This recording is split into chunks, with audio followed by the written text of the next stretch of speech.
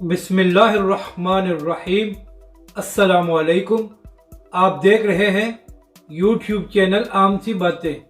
तहरीक लब्बैक शूरा के दो ग्रुप बन गए हैं और अहम रहनुमाओं को ओहदों से हटा दिया गया है। इस खबर में कितनी सच्चाई है, इस वीडियो में हम इसी के मुतालिक बात करेंगे।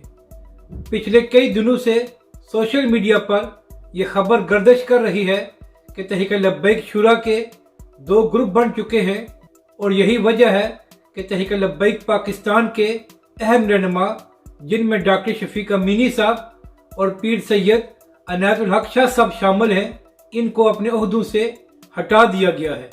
और ख़ास तौर पर एक यूट्यूब चैनल इन खबरों को हवा दे रहा है और साथ में ये भी कहता है कि वो अल्लामा खादिम हुसैन रिजवी अलैहि रहमा के मिशन के साथ मुखलस है।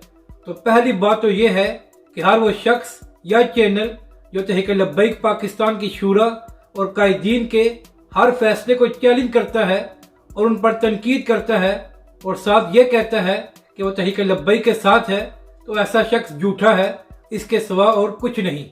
अब बात करते हैं कि अहम रहनुमाओं को ओहदों से क्यों हटाया गया है।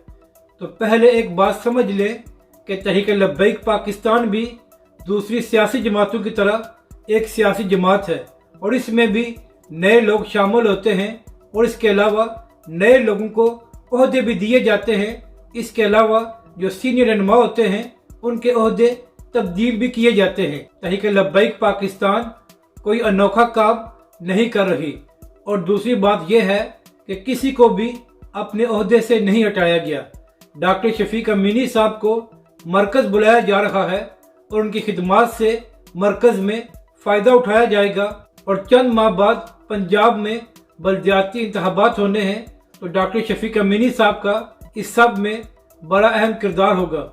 और दूसरी जानब पीर सैयद अनायतुल हक शाह साहब को इस्लामाबाद जोन का अमीर बनाया गया है। यानी कि इन खबरों में कोई हकीकत नहीं है कि तहरीक लब्बैक में ग्रुप बंदी है या अहम रहनुमाओं को ओहदे से हटाया गया है। तहरीक लब्बैक अल्लामा साद हुसैन रिजवी की क़यादत में पहले से ज़्यादा मुतहिद है और अपने मिशन पर काम कर रही है।